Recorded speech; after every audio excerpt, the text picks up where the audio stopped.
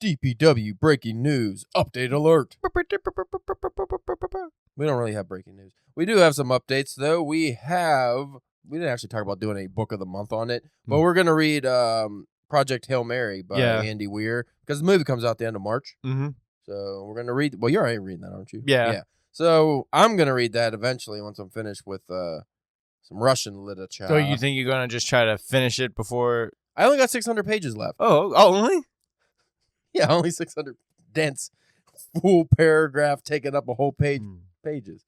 So we're going to read that. And again, we're probably not going to do an episode on it, but if you folks just want to read it, it's a good time to jump on. We'll probably do like a cold open or something about the movie and the book once we, if it's good enough, we might do a comparison. But again, it's like we don't like to spoil shit. So yeah. I never listen to podcasts that like do reviews, but it'd be interesting to see how they go about. Do they just spoil it?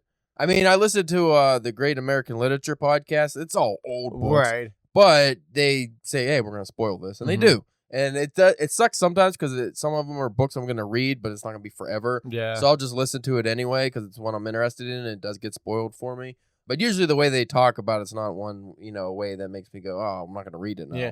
Because like it would be fair because like the book's been out for a few years now. So like if we did want to do like a spoil up, like like a book of the month on it, But now it's like, then the movie will be fresh, so it's like you don't want to spoil it for people who are going to go see the movie and not read the book. Yeah, and also listen to this podcast for some reason. Other update, which I think I already announced this before, but I got my copy. I forgot to show it to you. Oh, the Hemlock Journal Anthology Volume 2. I have a poem in it. Nice. The only problem is because they don't do colored ink in it. The red that was in my poem, to signify the bug that's in the poem. It's so when I post it on Instagram, I've just been fucking around. But when I post it on Instagram, I'll do the original post I had that was in color, as with the post from the book, the picture of the book. Is that it? That's all the updates. I think so. Just a quick fun side topic because I'm reading Russian literature. I like going on like those pronunciation videos on YouTube just to get like some of the names because sometimes like I read it, some of them I'll read it different every time. Right. So I'm like, I need to know how to pronounce this fucking name. It's coming up a lot, but it's just funny because like some of them are so like they use AI. Oh. But then they'll do the pronunciation and like some fucking Russian guy. Like you'll get the brothers Karamazov. The brothers Karamazov. They always repeat it a couple times, and then they'll do the pronunciation, but it'll still be partially AI, so it'll be the brothers Karamazov. That fucking throws me off every time it does that. It's like, why is just the Karamazov is Russian? The brothers Karamazov. Okay.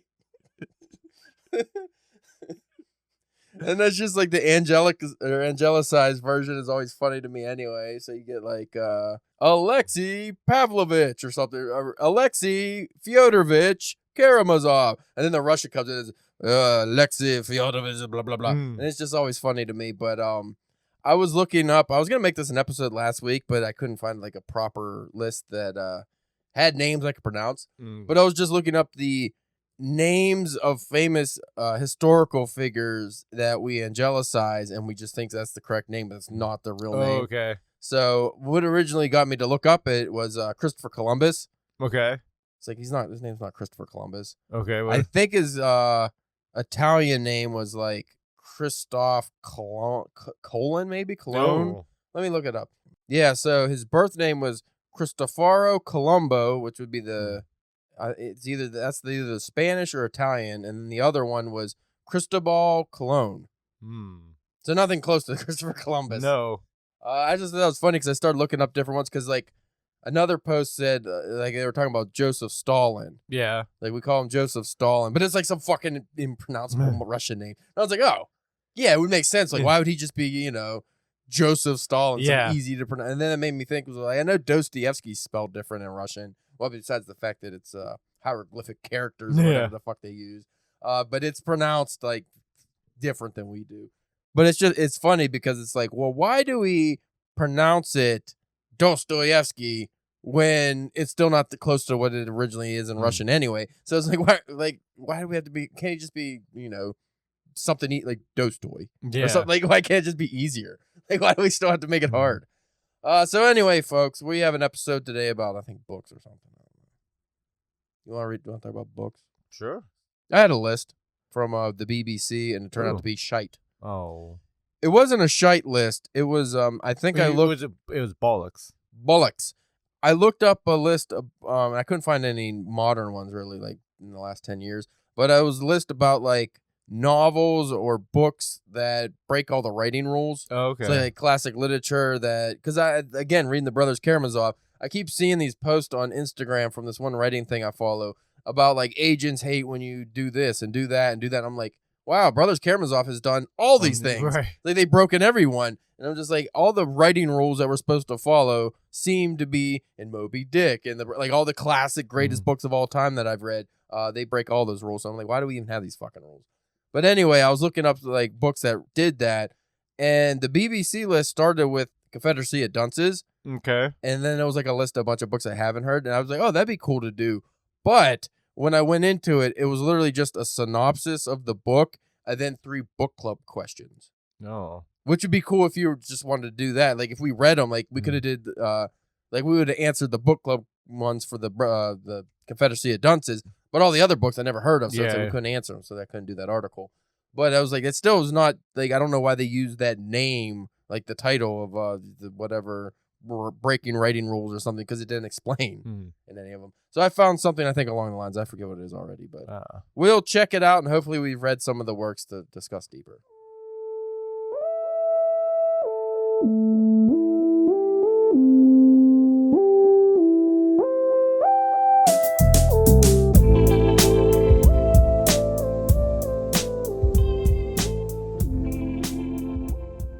You are listening to the Drunken Pen Writing Podcast. I'm your host, Caleb James. With me, as always, Spencer, the Gary Goat Groper Church. Oh. Gary, Indiana. Michael Jackson was born. Okay. Rough place. Yeah. Also, lots of goat groping. So you're groping in the goats? I suppose I am. For what purpose? To what end, sir? Just for the love of it. Yeah. I'm just a heavy petter. Goats have square pupils, and I think that's neat. Today we are discussing, as I said, I mentioned an article I looked up. If you can find it again. Oh, yeah, because I was pissed off by the amount of ads again. But this is from electricliterature.com, which Electric Literature, I might have submitted something to them a long time ago and got rejected and just like put them on the never talk to again pile. Why? I don't know. I just actually stopped submitting to them because they are, I think, online only. Don't pay. But I seen some, when I first started my writing adventure, I, as an envious young man, known some people personally from my high school that bragged about being published on Electric Literature. And I was like, oh, man, they're like getting things done. But then when you actually get into the publishing world, you're like, yeah, that's just like online. They didn't get paid $500, you know? Not like Caleb getting paid $500 to be in the review, the journal review, the book journal review. So the title of this article that we are cribbing is 12 books that break the rules of point of view. I thought this was more interesting than the breaking of the rules of writing, because I was thinking of some of the books I've read that have different points of view and do it in a unique way. Now, I didn't look through this list, but like that Italo Calvino book, remember I read the 12 Nights of Traveler or some shit? I think so, Winter, whatever the fuck that one. It was very weird. It's like every chapter was like a new, like the first chapter of a fresh book or something. Oh, yeah. And then, but I remember like the perspective in that was very weird. It was like odd points of view. I don't know if it was like second person or like some weird third person. It was different. But like I've read quite a few books like that where I'm always like, and it's like, I want to try that. And then I never do because it's hard.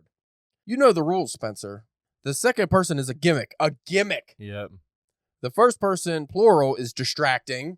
And omniscient is antiquated. So I'm antiquated. Yeah. The easiest one to write, though.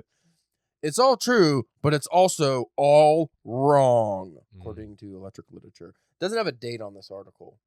It also doesn't have a name of a person who wrote this article.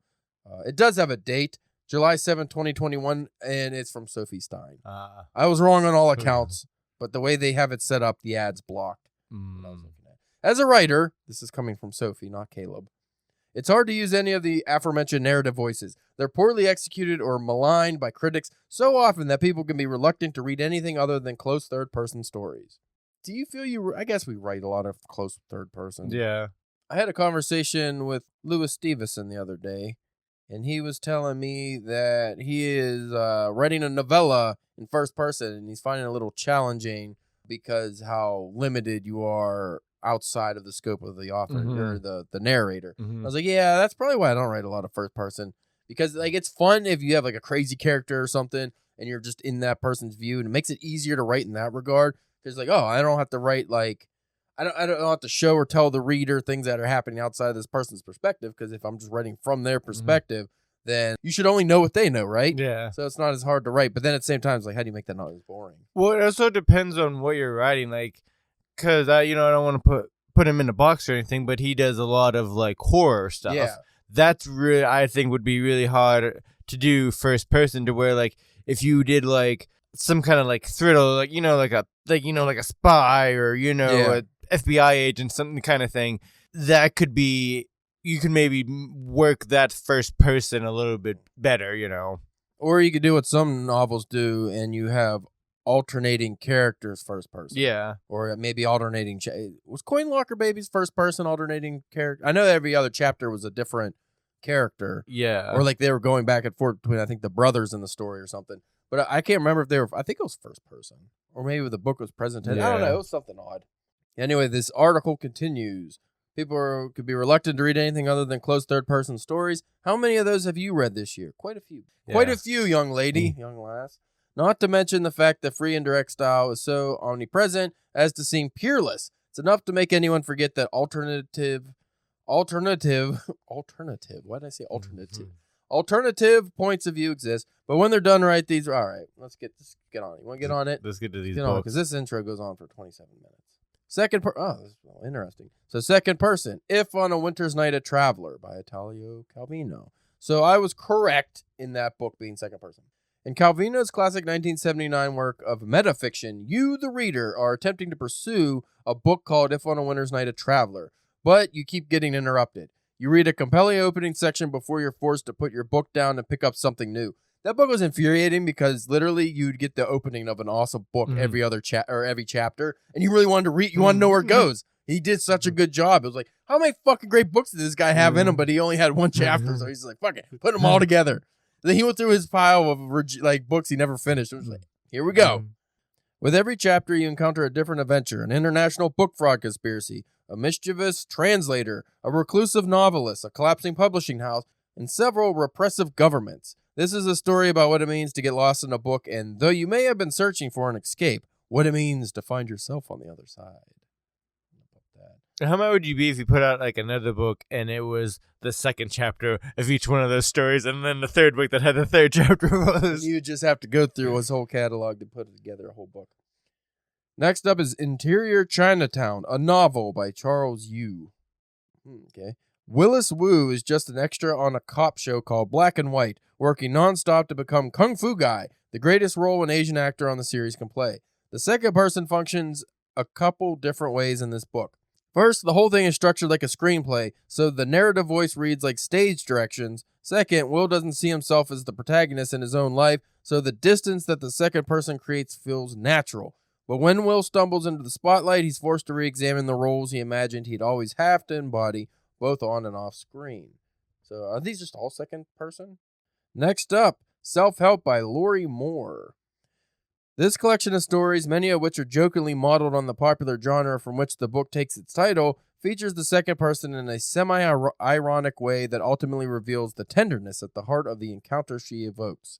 In How to Talk to Your Mother, notes, a daughter looks back on her life and her relationship with motherhood after her own mother dies. And in How to Be Another Woman, the protagonist loses herself in a relationship with a married man. Moore's second-person writing is a revelation, a relief. Her you holds space for grief, for longing, and for interiority. Very interiority.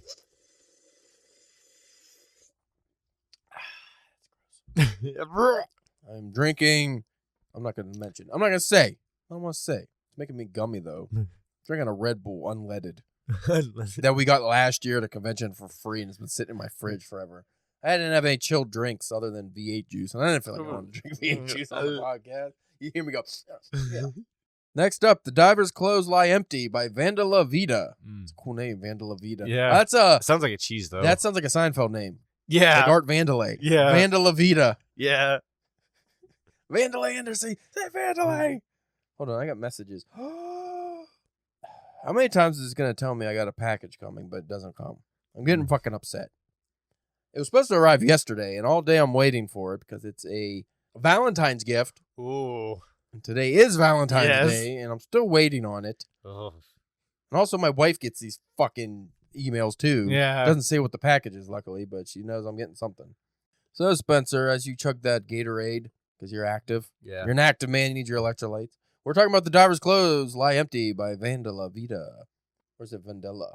You're traveling to Morocco on unspecified business when you're robbed of your wallet and passport. Freed from the burden of your identity. I don't think I would. Yeah, I'd be. I'm not free. You know? Finally free. I don't think that's how I'd be feeling. Freed from the burden of your identity, you have the chance to become anyone you want, including the famous actress for whom you serve as a body double. In this funny, mysterious, and taut novel, Vida explores free will and the possibilities inherent in female identity. I don't think you need to have your shit stolen to do that. Yeah. You could just say, like... You're an actor, like... Or at least a stand-in, like... That's odd to me. But that does sound like that would maybe be an interesting, book. Yeah. Depending on, how it's written. I guess if this was, like, set back in the days, too, that might be more... It still was like, I don't think you need to be robbed of your goods to... Yeah, you could just, like, leave it in the hotel. Yeah, or just not pull it out and show people that this is me. I'm a real person. Now we're moving on to first person plural. This is what I'm interested in because I don't know exactly what that entails. I don't know if I've read first person and plural. Women Talking by Miriam Towes or Toes or Toes. Toes? Toewes. You figured it out. In this searing novel, it's searing. I like novels that burn when you pick them up. Yes. I often think of the Bible. Does it burn you when you pick up the Bible, or is it just me? Do you ever get the throat bones when you gargle the holy water? I don't gargle the holy water. Where are you getting it? You going to the church? Because I can't even make it through the doors. We just have a contest of who's more blasphemous. It's like, I can't even look at the church. As soon as I step out into the sun, I catch on fire. It hurts. Are you a vampire, sir? What do you mean you catch on fire? In this searing novel based on real events, Towers imagines the minutes of a secret meeting. 8 women in a remote Mennonite colony convene after they discover that several of their men have drugged and assaulted over 100 women. Together, they must decide the future of the colony's women. Will they stay and fight, or leave to face the world outside the colony for which they are unequipped? I see a trend growing with this article. It's all lady books now. Yeah, it's all lady.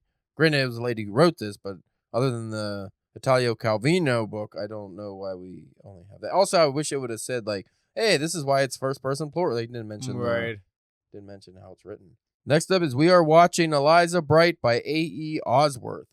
Narrated by a chorus of Redditors, interesting, Osworth's forthcoming novel concerns an elite video game coder who is fired from her company after she tells a journalist about the mishandling of her workplace harassment suit.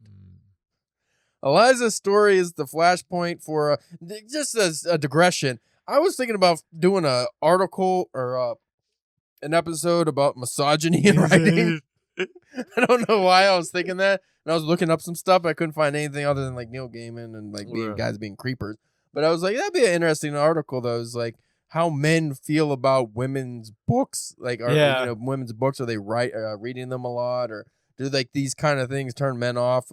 Not sexually, but like, I don't want to read about women getting harassed in the workplace. I don't really give a shit. I'm a man. And I find as a man, I actually don't give that much of a shit. Yeah. Kind of fucked up, I know to say, but that's how I feel. Any other men feel that way? You're not interested in that? I imagine women aren't interested in, men trophy hunting or something. Like whatever bullshit over masculine, topic. Which is weird because like you can have a book with like with a female lead. And it'd be like really good. Like I've read I've read a lot of those, but I'm not saying these aren't good. I just feel like these are aimed towards women. Yeah. Just like famously, a lot of women don't like Hemingway's work. Not just because of misogyny, but just because literal like the topics don't interest them. Mm-hmm. I feel like a lot of these books mentioned the topics don't actually interest me.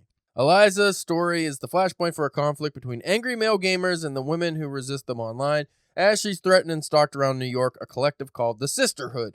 The Sixterhood. Six, the number. Sixterhood eventually takes her under their wing, but the threat of violence doesn't exist only online, and the Sixterhood can't protect Eliza forever. That is, because I remember the Gamergate shit. And, so that stuff is kind of interesting, but again, it's not even that. Like, if it was about men, but you're talking about Redditors and video games, like, I don't fucking care. Now, how much of a chauvinistic pig do you feel like since you have no interest? Can you at least admit to being a piece of shit? Yeah. No. Yeah? I refuse. Because like most men, I refuse to acknowledge my flaws. Next up is We Ride Upon Sticks by Quan Berry. Quan Berry naturally uses the first-person plural to bring readers into the fold of the field hockey team that's central to her novel. Set in the coastal town of Danvers, Massachusetts, the story follows the '89 Danvers High School Falcons as they work towards a state championship title. The team will do anything to win, including summoning some dark forces from their past, since their town was the site where the Salem witch accusations first sprung up. With preppy sports, magic, and a delightful cast of collective narrators, this novel is funny and unforgettable. I think that we're going to be reaching the point here soon. Actually, we're already there, depending on what you're talking about, because I just said like 86 or 89 or whatever that was. At some point, you have to specify. So if I didn't read the whole thing, I didn't say 1989, Yeah. At some point, though, it's going to be like, oh, the 24 can't, because it'd be 2024. Right. Or 1924. Mm-hmm. Which is it? Next up, We the Animals by Justin Torres. A coming-of-age novel unlike any other. We the Animals is narrated by three brothers who wrestle with their parents' tumultuous relationship. The boys fight to ensure each other's survival until an act of violence tears one brother away from the group. This lyrical, energetic, and ultimately haunting story about family bonds draws its power from the Torres' masterful use of the first-person plural. I like that synopsis. So that sounds interesting. I still want to know some examples of first-person plural, though. We don't get any examples. Rule-breaking bonuses, Spencer. Okay. White is for Witching by Helen Uyeme. Uyeme. Is this super Jewish or Japanese? Sometimes both. Uyeme. In the first two pages of this book, you'll hear from two people in one haunted house, all of whom take turns narrating the mysterious story of Miranda Silver. I vaguely actually remember this. Miranda has pica, an eating disorder passed down through the women in her family. As she fights the impulse to destroy herself after her mother's death, her strange hunger spirals outward and threatens to consume everyone she loves. The narrative voices in Oyeme's virtuosic novel leap from a close third person to a grieving first person to an accusatory incantation and back again, sweeping the reader along in a current of language that makes this book impossible to put down. I would like to read that because that sounds like those are things that interest me. Mm-hmm. Is you're really taking some liberties and experimenting with how you're telling the story. When you're jumping all around and if you could actually pull it off, that's one of those things I feel like that's actually what you might want to say gimmick, but that's more important than the actual story. Mm. Like the way it's written is probably number one, the story number two. Freshwater by Akwake Emezi. Ada is a young Nigerian woman who shares her body with Ogbanje, troublesome spirits who tie her to the other side of the grave. When Alda travels to America for college, these spirits grow and ultimately crystallize into alternate personalities after a traumatic assault. They take over completely, and Ada's life spirals out of control. This searing debut, another searing book, another searing. This searing debut puts several points of view in one body to explore what it's like to have a fractured sense of self, and the surreal narrative voices illuminate the chaos inherent in constructing an identity. How many books are there, Spencer? Do you want me to keep reading this? There's only two more. Might as well finish it. But I don't want to read this anymore. Did I read Freshwater? That's what I just read. Next up is My Name is Red by Orham Pamuk. Okay. Pamuk. Each chapter of Pamuk. Each chapter of Pamuk. I don't know how to say that. P-A-M-U-K. I don't. Pamuk. That sounds good to me. Pamuk. Pamuk? Say Pamuk. Each chapter of Pamuk's novel, Nobel Prize winning, I should note that it's Nobel Prize winner. Nobel Prize winning novel has a new narrator, but these perspectives are a far cry from the rotating third person that's popular in contemporary novels. Pamuk's point of view characters include, but are not limited to, a coin, a dead body, the devil, two dervishes, and of course the color red. How? Yeah. The dervishes, I don't know, are they just spinning? Are they whirling? Is that how you're writing it? But how do you write from the color red? Yeah. And it's a Nobel Prize winner, which means that this person did that well. I would also be interested to read that. The plot follows several miniaturists in the Ottoman Empire who are commissioned by the Sultan to create a book celebrating the glories of his domain. So that automatically turns me off. But it's a dangerous task, and when one of the commissioned artists disappears, the only clues to his fate lie in the incomplete illuminations he left behind. I hate the Ottoman Empire. You don't know this, but I do. Yeah. All them goddamn Ottoman Empire motherfuckers. I can't deal with it. I can't read fiction set in the Ottoman Empire. I can't read histories of the Ottoman Empire. Can't watch anime? Every time I'm just minding my business and I'm watching a historical romance and the Ottoman Empire comes in, I turn it off. I tell you what. No Ottomans in this house. No, sir. Goddamn. They Persians? I don't like Persians either. Whether they're the same or not. Them goddamn Persians have such hairy chests, and it always gets in your hummus. And also when they bring out your hummus, such a powerful H on it, they spit phlegm on your hummus. They go, hey, sir, here is your hummus. Every time with that. I have no issues with that. Never had that happen? No, but I mean, I'm not going to a lot of places that have hummus. Anyone of Mediterranean descent doesn't do that. Just the Persians. Modern Turks are fine. Very hospitable people. But them goddamn Persians, you kick one in a well, and all of a sudden you got a whole war. Fuckers. Next up and finally, Fates and Furies by Lauren Groff. I almost read that as furries. That would have been interesting. A little more so. Let us not forget Omniscience, the oldest literary voice and possibly the least fashionable. They say it's the oldest, but I feel like most of the work we've read, classic-wise, outside of the ancient poems, have been epistolary. Yeah. So I don't know. That's what I was thinking, but I know you. I wasn't sure. I don't know what came. I mean, I'm sure the omniscient narrator. When did that come about? As like a main? Because I feel like the epistolary style was more popular, at least along like the Draculas and stuff we've read. Frankenstein's and shit like that. Frankenstein was epistolary, wasn't it? I believe, yeah, because I think it was like letters and stuff.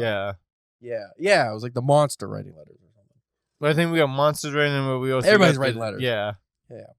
Again, this goes back to the old topic: how's the story being told? Before people got lazy.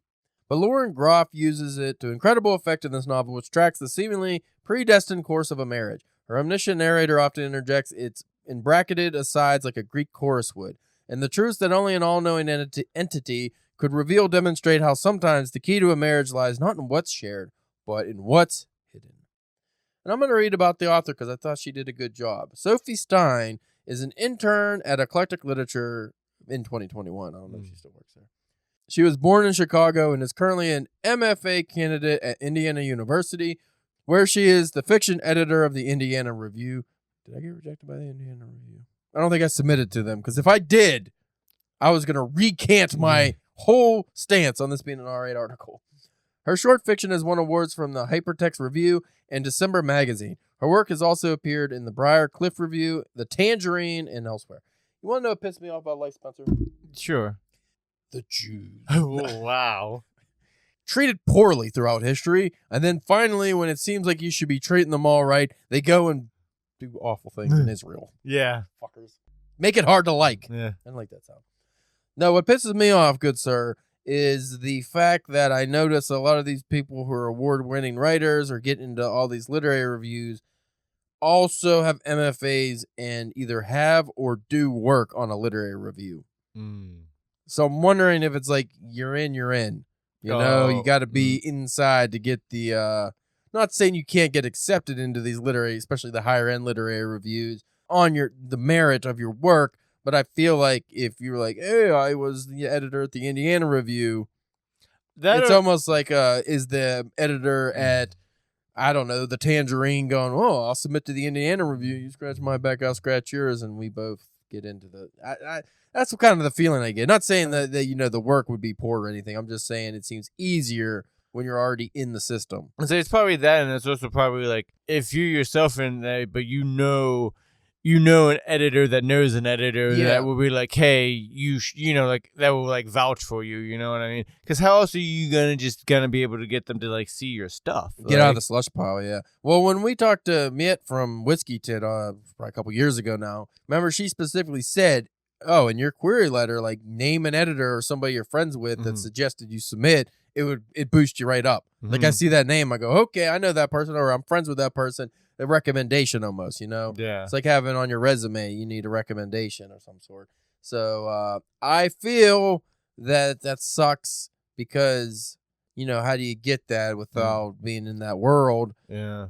I mean, we're at a place now where it's like maybe, like, if, you know, if I submitted to Whiskey Tech, I'd be like, well, you know, other than obviously being, you know, talking to Mied and Tarina and all those people and stuff, I'd be like, oh, you know, Dave Scott, hey, he's the editor-in-chief of the Headless imprint. It's like, hey, you know, buddies with him, right? It's like, right. You hear me? But like things like that is maybe that would help get the ball rolling. But I don't know, maybe just start emailing random editors and just try to become friends with them. Maybe, yeah. That'll work. But then I don't want to be that guy. I'm that guy's like getting in because I know people. I want to get in on the merit of my work, you know? I want to say that guy's work is so sexy that we have to publish it. It's making everything wet. Damn. You have anything to add to anything?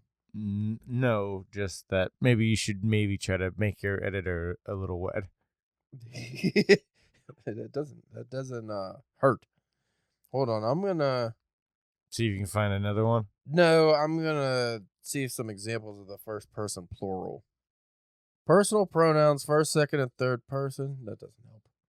First, second, no, that doesn't help. Pronouns, that doesn't help. So about pronouns? Examples in fiction, not coffin. What does that even mean? Predictive texts. Since AI's taken over everything, my predictive text is so bad. Yeah. It's always wrong. Always. First person point of view, Spencer. First person is, oh my God, give me an example. Here's an example that I have to zoom in on my fingers. Oh my God, I hate. Can I do this? Made it smaller. Nice. Problem is when I zoom in, it doesn't stay zoomed in, you know? Yeah. What does this button do? Hey! No. Boom. That kind of helped. Your phone's smoking. I entered the darkened corridor and instantly my heart started beating faster. It's hard to read this. I couldn't believe this was happening to me. Bravery was my family's main trait. Why wasn't it mine? See, I hate that style. That's why I don't write that. I think that sucks. Mm-hmm. I don't know about you. It just seems I entered the darkened corridor and instantly my heart started beating faster. I just don't think that's good. Yeah. Of course, that could be a poor example of it. Yeah. Obviously, judging by those writers, there's good examples of it out there. But okay, here's what would happen if the protagonist wasn't alone? Say they were counting on what happened and them and their sister. So this would be a different. We entered the darkened corridor and instantly our hearts started beating faster. We couldn't believe this was happening to us. Bravery was our family's main trait and wasn't. Maybe the writing's just bad. 'Cause I think that's still I think that's a lot of the writing. Electric Literature also did a whole article on that.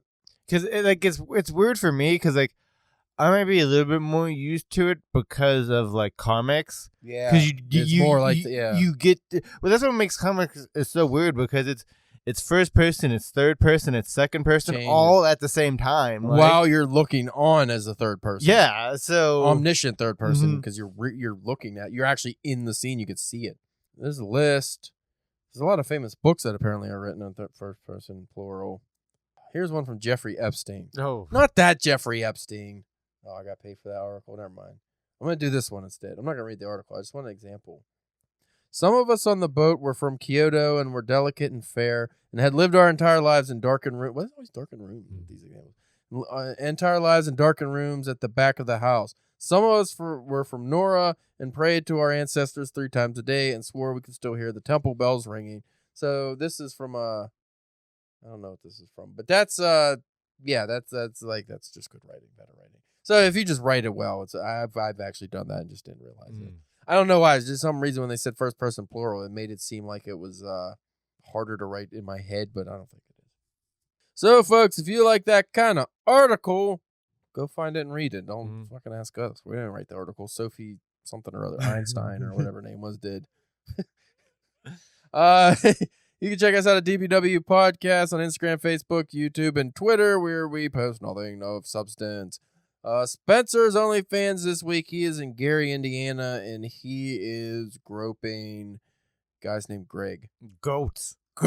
Yeah, that's what you said, isn't it? Yeah, he's groping goats. That guy's named Greg. What else? CalebJamesK.com. He is a master of philosophy. You can go on there and read my Substack. Oh, that's made up. I don't even exactly know what Substack is. I just see people posting about it. Patreon. Should I get one? Should I get it? Tell about the Patreon. Go on our Patreon, the DPW, Too Hot for Jesus, guys. We didn't have a lot of names. No, yeah. So we're too hot for Jesus. Not that Jesus. Not the Christ. Yeah. That's blasphemous. Is that it? I think so. You can check us out next week where I don't think we're having good episodes for a while. I just don't feel it. I haven't been feeling it.